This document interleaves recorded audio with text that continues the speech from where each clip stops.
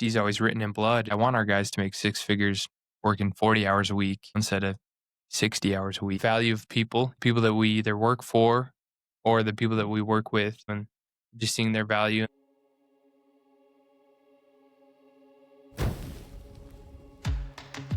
Welcome to KPI Fireside. Our mission is simple: to improve companies and to improve careers through continuous improvement. In every episode, we explore the spark, the moment, the mindset, or the method that ignites real change.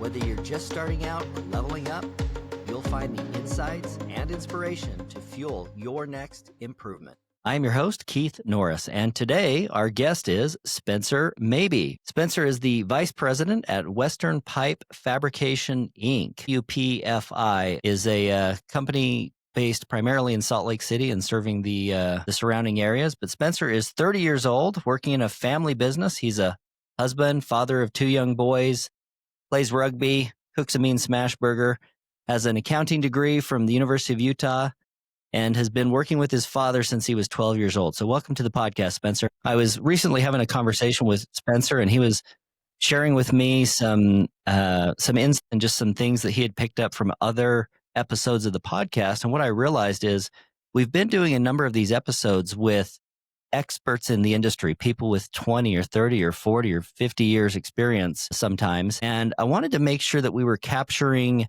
the other end of the lean continuous improvement journey. And Spencer is somebody who's really fairly early in his journey, I would say, of just learning what this continuous improvement thing is. So I thought it would be really interesting to have a conversation with Spencer to try to get an understanding of where somebody's at when they're first getting that interest in continuous improvement. So Spencer, tell us a little bit about UPFI. Yeah, so Western Pipe, it started actually in the 1960s in Alaska. It was two friends who were welders working on the Alaskan pipeline. And they eventually made their way to Utah. They were doing refinery work and oil and gas plants and things like that. And my dad and my grandfather and my uncle actually all worked for a competing company, LF Bud, in the 80s and 90s. And my uncle Robert, shortly after he was married, he got laid off. And he'd worked around Western Pipe. They're a competitor. So he went to work for them. And they knew my uncle and my dad and my grandpa pretty well. And they approached my dad and my uncle and said, you guys should purchase us and, buy us out. And I think it would be a good thing for you guys. And they said, not a chance. They did not want to do this. My dad actually was going to school for accounting. My uncle Robert was going to school. They knew they wanted to do anything but continue to work in oil and gas and construction. And so they had no desire. My dad had graduated from accounting, in accounting. And the highest job offer he got was actually from another construction company to be an accountant in-house. And it was about half of what he was making currently in construction. He had one small child at the time and another on the way. And so he stuck with construction, and eventually my grandpa wore him down, and my dad and my uncle purchased Western Pipe, and my grandpa came to work for them as an employee. And that was in 1993. I was born in 1994. So the company's 1 year older than I am. And at least under the current ownership. And they started working out just anything for a buck. That's still kind of our mantra. WPFI stands for a lot of things. One of those is we'll pray for income. And, we'll do anything for a buck, or we have in the past. But we specialize in just general excavation, site excavation for commercial and industrial projects, and then pipelining. We've done crude oil lines, natural gas lines, some product lines, whether that's jet fuel, gasoline, or diesel, from Colorado to Washington, up into Wyoming. And we've done environmental projects in South Dakota and Colorado, capping mines and things like that. Done a lot of commercial buildings and started to get a lot more into the commercial space. So that's where we're at right now. I talked to Spencer quite a bit on the weekends, and as I've asked him, what's going on? What kind of work are you doing? It has seemed to me like they've got a lot of different things going on. What I thought was interesting about Spencer's story, there's many things, of course, but when I met Spencer a number of years ago, he was in the middle of an education at the University of Utah, pursuing an accounting degree. And at that time, Spencer, you were working inside your family's company. I don't know if that was like something that you had to do or if it's something that you wanted to do. Tell us, what is it that took you, because you didn't take a traditional path through college. I think you maybe started a little bit later. Yeah, actually going far back enough to kindergarten, we just pulled it out the other day. When I grew up, I said I wanted to be either an underground coal miner or a trained conductor. And so I probably had the two most likely jobs, and I didn't succeed at either one of my childhood dreams.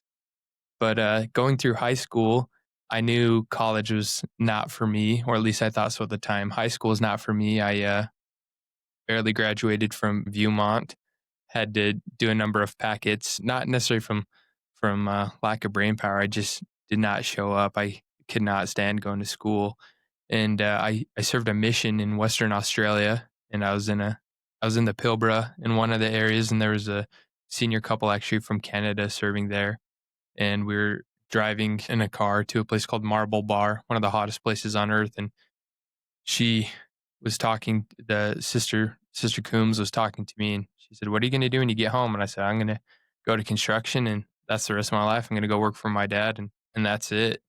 And she really encouraged me to get an education. So when I came home, I went to Salt Lake Community College because I thought, "Oh, I'll go for a semester or two and then drop out. So I don't want to waste some serious money." So I started going to Slick, and at Slick, I started playing rugby.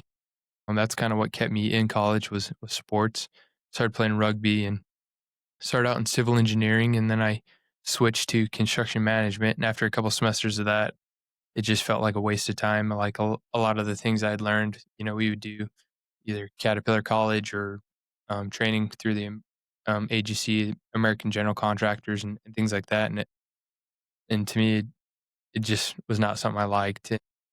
Eventually, I switched to accounting because I thought, what will help me if I stay in construction, and what will help me if I get out of construction? There's a lot of construction workers who break their bodies or break their backs and have to maybe make a career transition at some point in times. And so that was kind of my thought process with going to accounting. I think that story of having a picture of your life and maybe where it's headed, and then, at some point along the way, somebody gives you an idea like, hey, maybe you should go get an education, or maybe it's something else where somebody gives you an opportunity or asks you to think about some possibility for your life that you hadn't previously thought of. I think that's a pattern that happens in all of our lives at some point. Everybody who's done anything, any level of ambition, probably was prompted by somebody at some point. When I was asking Spencer to come be a guest on the podcast, one of his comments was something along the lines of, well, I don't know that much about lean. What do I have to offer? And my response was, I see something in Spencer that I'll call the spark, or that light, that drive that I actually think is inside of everybody. It doesn't always necessarily find its way out, but it's inside of everybody. It's part of just our evolution as humans to try to get better, to try to improve. And that's something that I've seen with Spencer, whether it's the university education. We've had some conversations about different books. Let me ask you, Spencer, I know that, since you graduated university, as much as you didn't like school, I probably fall into that camp too. I didn't like school, but after I left school, I had this urge to consume information and knowledge. What are some of either the books or the sources of information that you've turned to since then to better yourself, better your career? 100%. I think my number one source of knowledge has been and will always continue to be from conversations I have with other people, such as yourself, Keith. We were saying before this podcast, Keith's been my friend for about 8 years now, but whether he's known it or not, he's been one of my biggest mentors that I've looked up to and learned from. But there's a lot of people. My dad, of course, I mean, him and his brother, they always say, they're just two rednecks from Green River, Utah, just faking it till they make it. But I've learned a lot from my dad over the years, learned a lot from my father-in-law. I say I read books. I don't necessarily read a whole lot, but I love to listen to books. I have a lot of drive time or stick time operating equipment at work. And so I'll listen to books a lot. And that Comfort Crisis is one of the books. Another book, it has to be somewhat entertaining to me, but Shoe Dog, the story of Nike with Phil Knight. That's one of my favorite business entertainment books I've ever listened to. And so I listen to a lot. I listen to a lot of podcasts. I'm probably your number one listener on KPI Fireside. A couple of years ago when I was going through a seminar to get my own general contractor's license through the AGC in Utah, they did have it was like a 30-minute presentation on the Lean Construction Institute, as I was telling you about. And that's when it sparked my interest with lean. There's a lot of people that work inside of a family business, and I want to get to some of the challenges of family business because family businesses have a whole unique set of challenges that apply differently in other organizations. But you also have this spark to want to do things better and do things differently. And I know Spencer's father also, and he's a super great guy. I know through some conversations that you and I have had, like there's some things where working in a family business, there's lots of things where, well, this is the way that it's always been done. And I think that's one of the key principles of this concept of continuous improvement or lean is that the way it's always been done doesn't necessarily have to be the way that it's always done. I'm wondering if there's some moments or some changes that you've seen through however you came across that insight. What are some of the things that you've felt compelled to make changes inside of the business? 100%. One of those is, it's common in construction to work a lot of overtime. And a few years ago, we were just talking about wages, and a lot of our guys were making six figures, but they were working 2,500 or close to 3,000 hours a year, which was insane. And it was a fight between me and my dad. But I said, hey, I want our guys to make six figures working 40 hours a week, instead of 60 hours a week. And, even things such as wage increase, it was a big fight between him and I. We have four key employees currently who have all been with us over 20 years. And, they've given us their time. They've given us, time away from their families. We work out of town a lot.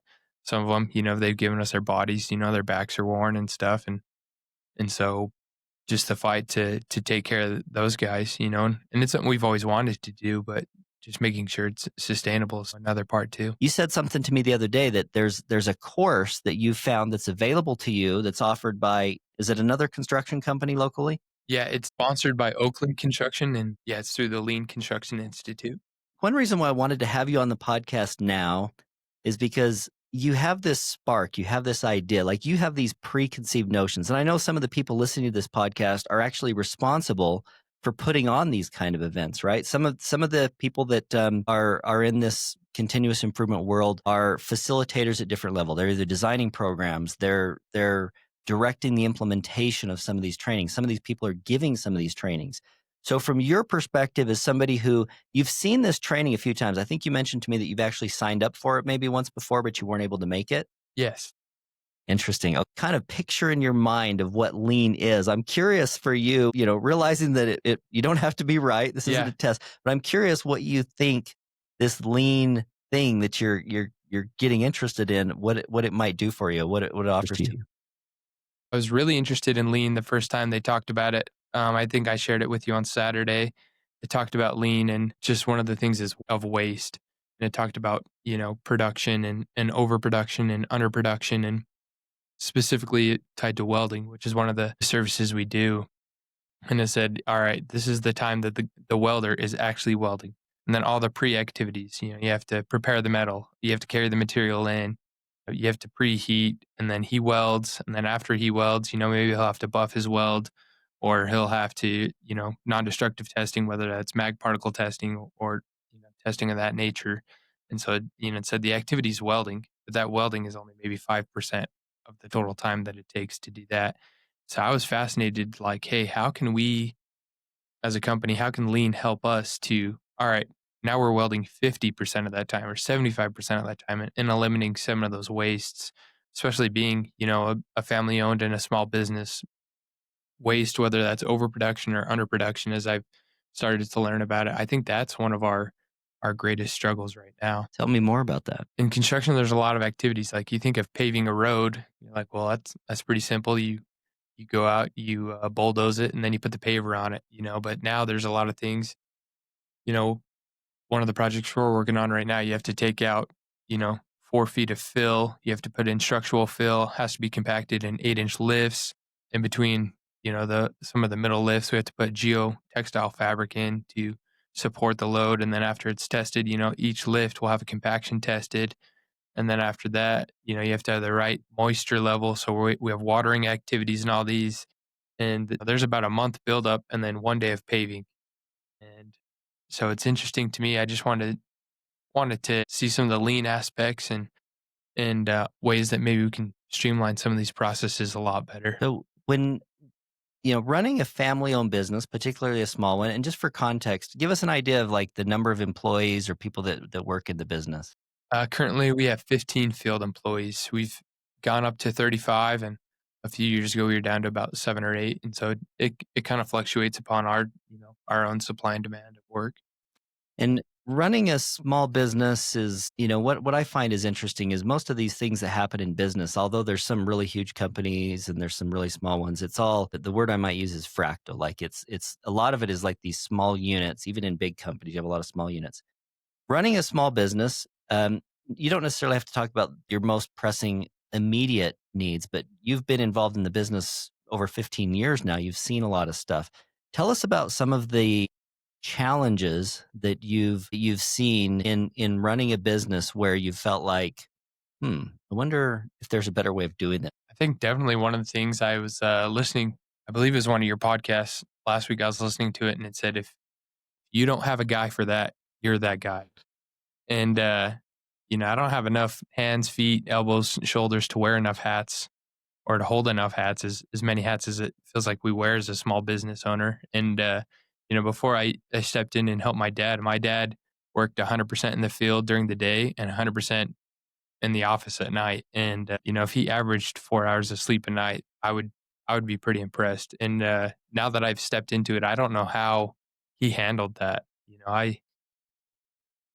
I've stayed up to 2 or 3 in the morning, most nights doing office work, catching up, but, now I'll have to, regularly shut down on a Friday and do office work, and that was another one of the principles I took from your podcast, when they talked about productivity levels. They're like, "Hey, if you are you wanna operate at 80% on a 4-day work week instead of a 5-day, then that 5th day you can always use as a catch up," and so that's one of the things I've been trying to use with ours right now. We typically work 4 10s, and so I've been setting aside Friday. I told you the other day I'd come in dirty, but, luckily today I was able to just stay in the office and do invoicing and, got a couple bids out instead of having to go out in the field and play catch up. Anybody who's worked in big companies, a lot of big companies, you think of like these standard operating procedures. You have manuals on how things are done. In a small business, and really there's a lot of small businesses where the knowledge is more tribal. I'm curious, your dad worked in this business for many, many years before you started, but there's a lot of things I'm sure that you've had to learn from him and the way he's done that. As a child growing up in that household and seeing how hard your dad worked or how he worked, are there some things that taught you that are either positive or things where where you maybe learned a lesson like, "Oh, I wanna do things differently"? I think a lot of both. I mean, all of them are pretty positive. If you ask me, I had a wonderful childhood. I mean, probably the biggest thing I learned from my dad is work hard, play hard. I mean, he worked hard, he worked all the time, but man, we knew how to play and we played hard. We had dirt bikes growing up and went camping and boating and vacationing, and he always stayed very present in our lives. And other things, I think I noticed maybe more things I wanted differently probably once I started getting into the business. A lot of people talk about work life balance now, and it wasn't so much maybe work life balance, but just adjusting things and making some of those, standard operating procedures to, hey, how can we, optimize this? And one of the things that I did immediately when I started helping out was all of his time tickets were on paper and it was awesome, but like record keeping was crazy. I was like, this could be a simple Excel spreadsheet or a Google Doc that we can all share and they can start copying. You know, you're doing the same task every week or every day. Like you can make a timesheet really quick instead of having to write it out. And we one of our customers is Chevron, and he'd have this timesheet that he'd written out by hand, and he'd submit it, and his change might be off by a couple cents. Because as you added it all up, as you're trying to read someone's chicken scratch, it could get off from our set rates, and so even things like just standardizing our timesheets on Excel is one of the big things that I helped with. It's already made huge improvements throughout our company.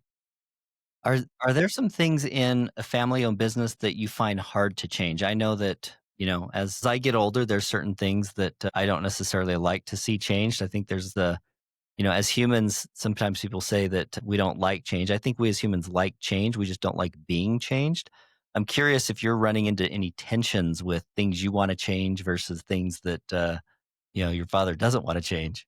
Yeah, my dad has been amazing and, like, way open. Instead of, like, backlash, this is where his anxieties have maybe started to show, which is pretty interesting because growing up, my dad would be like, I don't believe in anxiety. It's not a real thing. But now, like, we put GPSs on all of our excavators and our dozers so we can 3D model our job sites now. And it can be a learning curve, especially if you're not used to technology or running AutoCAD or anything, having this 3D model on your excavator to dig to.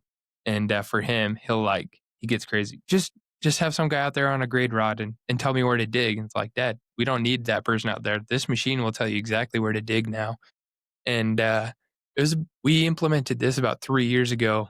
And it wasn't until this very week that we have VRS on one of our excavators. So a lot of standard GPS systems, you'll set up a base station on the job site and have to set that up every day and calibrate it. But the VRS uses the state's geospatial GPS system, and it knows where your excavator are, and you can calibrate to the job site. And so he doesn't have any base station or anything. He's working on a bakery out by the airport, and he's like, "Man, this is awesome. It's telling me right where to dig, how deep to dig, the grade to dig, and it's just me out there." And he loves it because he's sitting in a machine now, just playing all day, and instead of having to look at plans, getting frustrated where he's at, getting mad at the grade guy because he did his math wrong and now he dug 6 inches too deep or didn't dig deep enough. And so that was one of the backlashes at first. Introducing that technology. One, financially, it was a big investment for us, and then two, just the investment to learn it. And so that was a big thing. That was a push and shove between him and I to incorporate in our company. That's so interesting. I think one of the key principles of continuous improvement is just this idea that things can get better. One of the places where, of course, like saving money and all these things that have productivity improvements, those are definitely things that you want to tackle.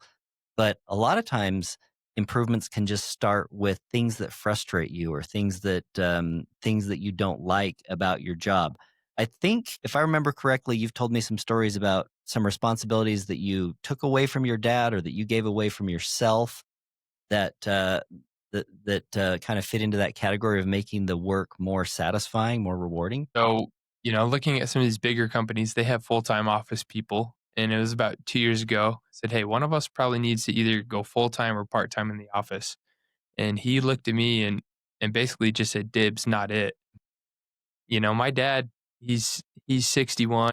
He's an amazing operator. He's an amazing businessman, but he likes operating.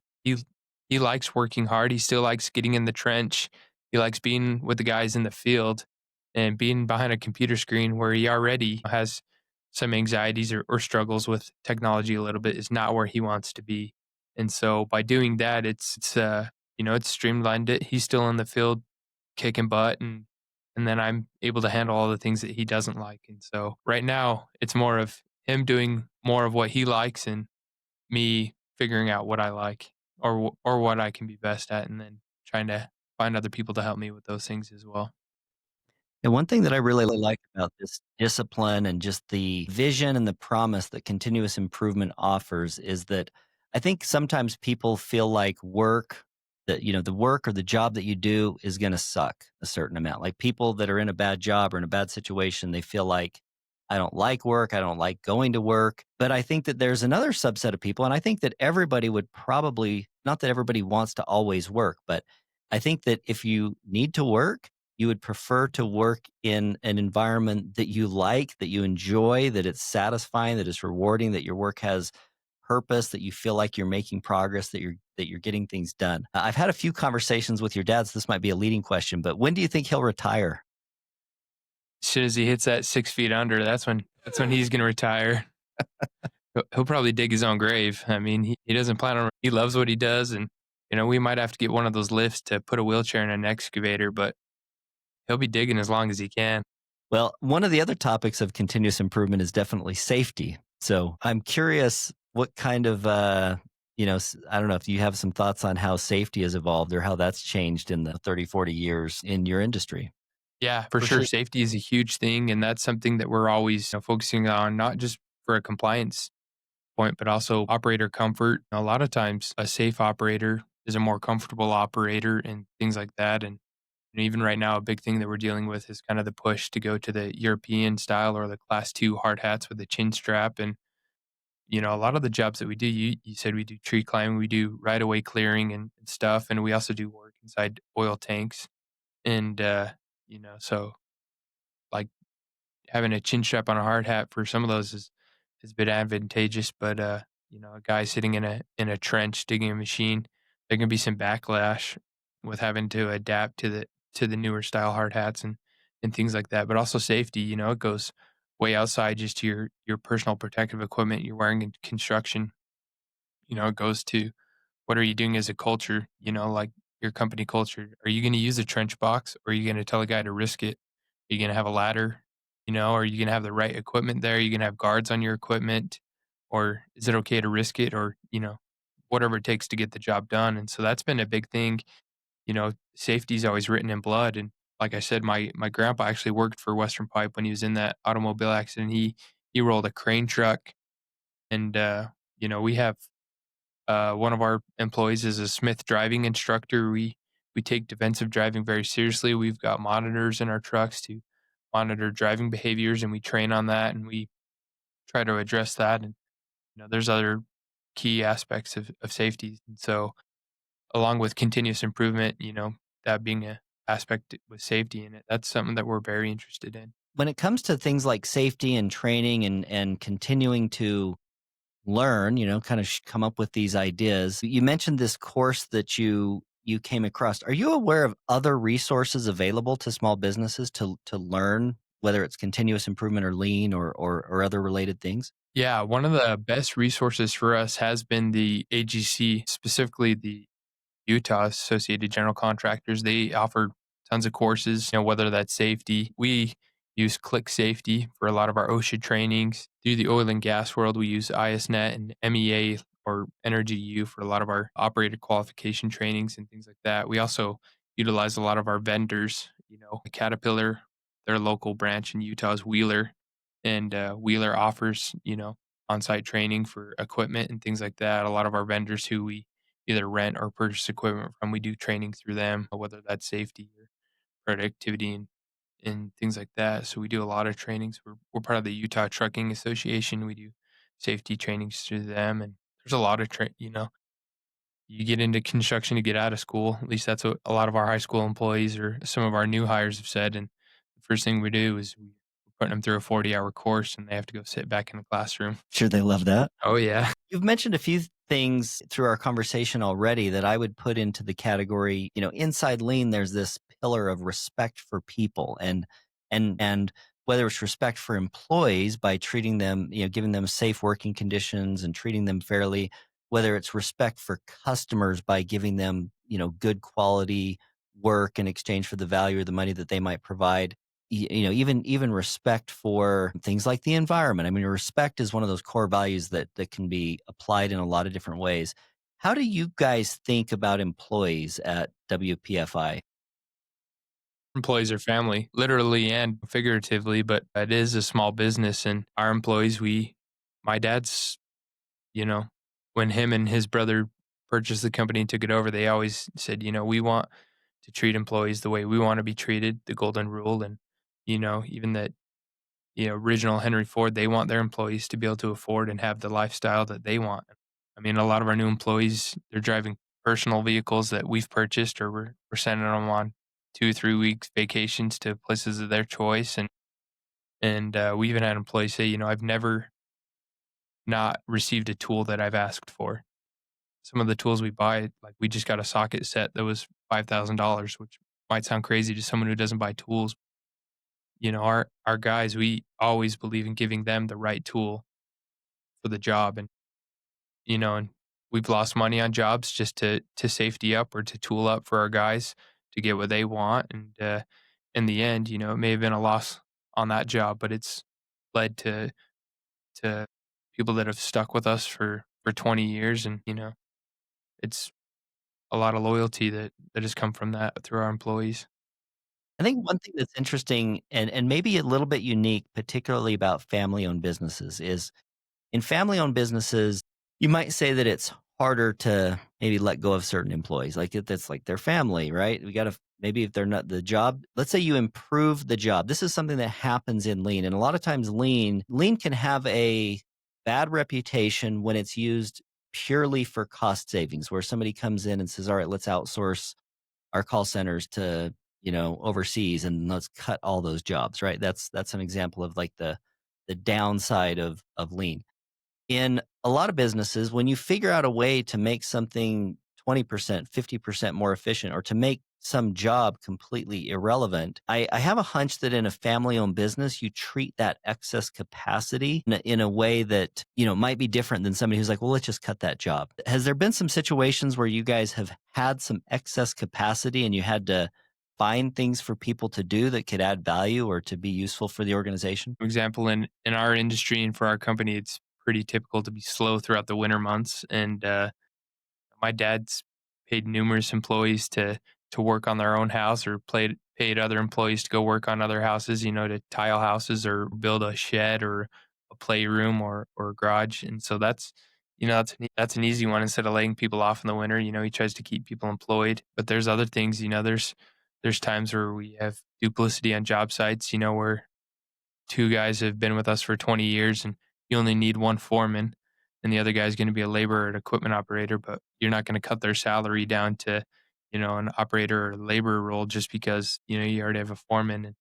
And that's something as a family business, in a small business, I feel that we are proud that we can do. We can keep two guys on the job site that are, at full pay instead of cutting one down to, save costs or pad our pockets that we always talk about. And I think it just kind of goes back to that fundamental. We want to treat others the way that we want to be treated and things like that. Again, you're starting this kind of lean journey. You're getting into a little bit more of a formal introduction, some formal training in this. Are there some things in your business that you're maybe predicting, or you might have a hunch that this is an area that you want to, think about improving?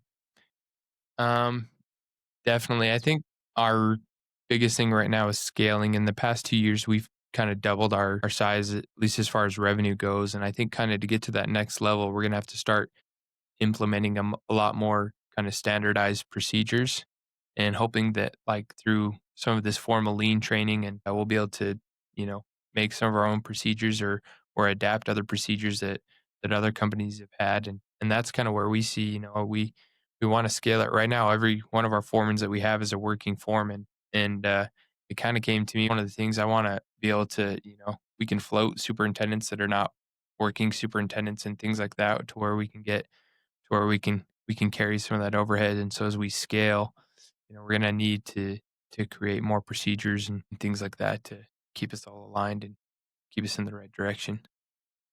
Excellent. One of the concepts inside lean is this idea of flow and getting you talked about like the highs and the lows, the ups and the downs in business, the seasonality. And those are things that, a lot of businesses have. And one of the principles of lean that you can perhaps look forward to figuring out how to take advantage of in your business is this idea of flow, so that you have probably fewer peaks and fewer valleys, and to try to get a little bit more um, flow happening. So hopefully that's something that you find in your future as well. Yeah, really looking forward to all that. What are some of the problems or issues that you have in your business currently that you think this lean discipline you might be able to apply it towards?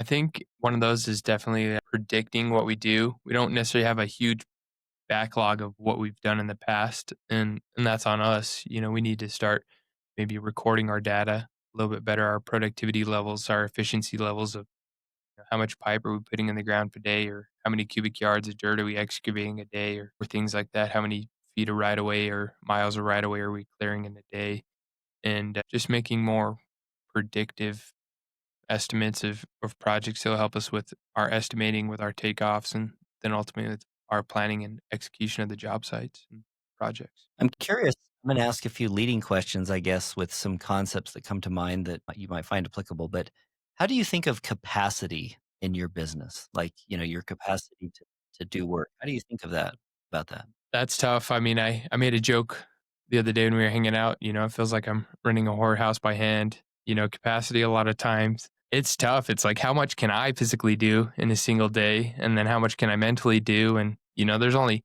10 of us. How much can we actually do? And so running a small business, some of these jobs that we're bidding against huge companies, that have hundreds of employees or thousands of employees. I mean, they have crews larger than our entire company. yet we're still in the race against those. And so kind of finding our niche and making that, how can we be more productive? How can we cut out some of these costs that these larger companies have to carry, the overhead that they're carrying? How can we compete against that? And how can we expose some of their weaknesses and win bids against them and ultimately perform those projects? One thing that, in my observations, you guys do, you have a lot of capabilities. So I might compare that to a shop that can make a lot of different things, right, in a manufacturing world, or a service provider that you guys basically are a service provider. You provide, all kinds of services. How do you think about the mix of services that you provide? I mean, I'm sure you guys have at least thought at one point of another of like, maybe we should focus. But I also know that in conversations with Scott, your dad, that he likes the variety. So like there's a job satisfaction element that comes from the variety. How do you think about that mix of the different services? And over the past probably 3 years, we've kind of been, we have an oil and gas side, and for those companies like, uh, Chevron or Marathon, your Exxons and Shells that we do work for, we can be an in-house one-stop shop for them, where we can do their right-of-way clearing and their tree climbing, and we've done things such as marking the line and painting fence posts, or even for Chevron, we've been an in-house plumber and fixed their restrooms at some of their facilities. We're bidding on these big job sites. We're not able to bid against, small time, or not even small time, but full time plumbers. That's just not our wheelhouse. And so we kind of have a oil and gas side that services everything on those ends because it makes sense. Where those are negotiated contracts. And then on our hard bids, man, we're just focusing on utilities and dirt work and what we know we are good at. And so that's one of the ways that we're kind of, we'll do it for some people, but not for everybody. Spencer, I want to ask you now to do a little bit of a forward looking and then maybe some backward looking. But let's say, project yourself 5 or 10 years into the future. What is different about Western Pipe, and what are some things that Spencer has learned or achieved? In 5 to 10 years, like currently, I'm involved in like every project we have, but I'd love to have, a few different project managers and superintendents that oversee their job that require very minimal oversight or, help from. Right now, I'm bidding all of the projects that we're on, and then I'm project managing. We have different crews that can perform the actual work, but I still have to organize, the material goes here, or, they need X amount of people on this job site. I'm still kind of orchestrating that, but kind of putting in those different levels of management and workforce where we have that skilled workforce where I'm not necessarily handling every project, and maybe I'll just handle larger projects or certain customers, but that's kind of where I see us in 5 to 10 years. What are your favorite parts about being involved in the work that you do? Man, I still love I'm like my dad, I still love getting in and doing the work. I love hopping in the bulldozer and cranking it, cranking the power all the way up and just cutting in earth. I love feeling the power of the machines. I love the negotiations of the deal. I love working our estimates as we've kind of gone through some of our numbers the past couple of years and kind of really figured out where we need to be profitable and to be competitive. I love getting in the numbers, kind of the art of the deal, working those bids so that we can come out, as the bid winner, which typically is the lowest bid, but still able to turn a profit. Excellent. So now, if you look back a little bit, maybe you think about yourself 5 years ago. Are there some lessons that you've learned in the last few years that you'd like to jump back and say, here's some advice you should take? Definitely, it's the school of hard knocks. I've paid a lot of tuition to that, financially and physically to it. I think one of the things that I've learned is, the work will always be there tomorrow. There's times where I've stayed up the whole night doing office work, and you send out emails and you get these answers to people, and sometimes it's appreciated. Most of the time, it's not really appreciated or even cared about. And so I think just realizing that, like, hey, like the work's still going to be there tomorrow. I mean, we always perform our best and do our best, but I think that's one of the things I've learned is don't kill yourself to be the lowest bid. You know, as we talk about behavior patterns and norms, I talk a lot about culture as the way we do things around here. And in a family business, a lot of that stuff is not written down, but it is tribal and it is passed along. if you think years into the future, if you think about some of these, I would even describe them as maybe core values or behaviors. You spend a lot of time working with your dad. Sounds like your grandfather worked in the company as well. You've got two young boys now. Let's say maybe it's only 10 years away because you started when you were 12, but maybe it's 10 or 20 years. What are some things that you would like to still be true at Western Pipe, or what are some things that you've maybe learned through the company that you hope are core values to instill into your two boys? One is just the value of people, the people that we either work for or the people that we work with, their value and just seeing their value. And the other one is just the principle of hard work. Whether you work in an office or you work in the field, like putting in an honest day's work and doing your best, I think is something that's being lost. I have friends that work remote jobs and they work two or three and they're putting in a half-hearted effort in two or three of those jobs, in between playing Xbox. But I think the value of hard work is something that I want to instill in my boys, whatever they do, if they stay in the family business or if, we're acquired by someone else and they work for them or whatever they end up doing. I just think the value of hard work is something that I want to instill in them. That's awesome. That's a great answer. So as you're on this path, you're learning this continuous improvement, you're going to this course, you're going to come maybe back to your company in a few weeks and there's going to be some ideas and you're like, hey guys, we should do this. Or I learned about this thing, we should try that. How do you expect that to be received inside your organization? I think naturally there's always some pushback, you know, because a lot of those guys, they've worked with my dad or for my dad longer than I've been alive. And so they're like, Scott's kid's on it again. He made us do this GPS crap. It's kind of been working out so far. He changed the logo or he changed this, like, I don't know. There'll be some pushback, but I think a lot of the things we think through carefully. My dad and I, we always discuss it thoroughly and implement it together. Whether we're fully on board, we act unanimous. And so, as I was talking about today, one of the things that, waste, whether that's, overproduced or underproduced, I think that's one of the first things we want to start implementing. I'm sure there'll be some pushback and there'll be some adjustments, but hopefully as we just continuously improve, we'll be able to adapt and overcome. Spencer, I think I'm really interested and excited to have you back in a few months or something and hear how this introduction to lean course and maybe some of the things that come after are starting to influence the way things work inside of your organization.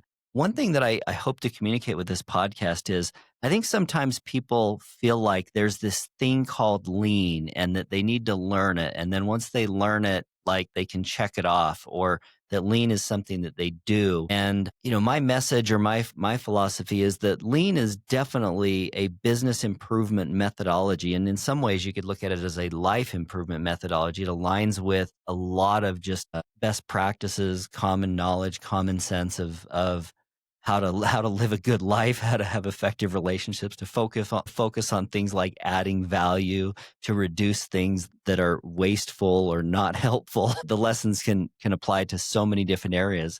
So yeah, I'm super interested to have you come back and share with us a little bit of your journey and how that's evolving, because every company has their own culture. Every company has their own way of doing things. And I would expect that as you go through this journey, you're going to learn some new terms. You're going to learn some new language. You're going to maybe learn some concepts where you say, oh, that's something that we were already doing, but now I know how that came to be, or why that is important, or how I can apply that in in other areas. But I definitely think that you've got a great set of core values working for you from those that have been passed on from your dad and from the company, and just however you've developed those yourself. I see you as being a super successful business owner, a super successful husband and father with what you're doing with your family. And for anybody that's listening to this podcast, if somebody shared this with you or put you on this path, it's probably because they see that spark in you also, and are serving this up. And one thing that's interesting, and we've talked about this, it's always hard to give someone an idea and expect them to change, right? Like if you say, hey, you're going to do this, that's always hard. But as a leader, one of the things that you can do is you can put people in an environment And again, if they're your direct report at work, sure, you can tell them exactly what to do. But leadership a lot of times is putting people in an opportunity where they can learn and just letting them find that spark that they have in themselves, that intrinsic need really to improve and to grow and to progress. And so, Spencer, I'm super excited to follow along with you as you go on this journey. We'll maybe have you back on the podcast and you can tell us about some of the progress that you're making on this journey.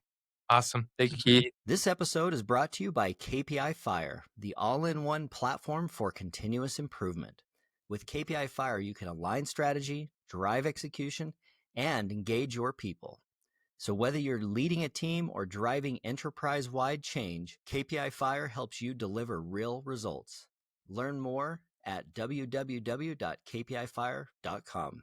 So thank you so much for joining us on the podcast today. We appreciate your time and your experience. And for anybody listening, if you'd like to suggest a guest, ask a question, or give us any ideas for episodes or content, please reach out to me on LinkedIn. You can find me, Keith Norris. And this concludes this episode of KPI Fireside, a continuous improvement podcast. If you've enjoyed today's episode, be sure to follow us on the socials and share the podcast with friends or colleagues who are as passionate about continuous improvement as you are.